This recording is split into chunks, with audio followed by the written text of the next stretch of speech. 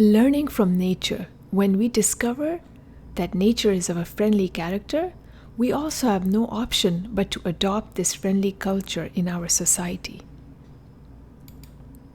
Walter de la Mare, the English poet, once observed a lady at a dining table taking a meal. He had a strange thought. Outside the lady, these are food items, but once the lady takes in these items, they are converted into a living woman. That is Miss D. De la Mare later composed a poem on this idea. He added these lines to the poem. It's a very odd thing, as odd as it can be, that whatever Miss D eats turns into Miss D.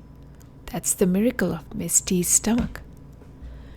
But one's mind can conceive of something that is a million times stranger. All these food items were produced in an external world. But miraculously, these food items are totally in accordance with our needs. Both are complementary to each other. This complementarity between two different things is a clear evidence that there is one creator of both of these things. It is a highly well-planned creation. This phenomena of nature leads us to believe that there is a single force that controls the whole of nature. This in turn leads us to believe that in nature there is unity of purpose, which may be called oneness of God and oneness of human. This phenomena of nature gives us the basic ideology of life, an ideology which is the basis of universal peace and humankind. It dispels the notion of we and they and promotes oneness of thought. It saves us from all kinds of distraction. This ideology inculcates the notion that nature is not hostile but friendly towards us. And when we discover that nature is of a friendly character, we also have no option but to adopt a friendly culture in our society.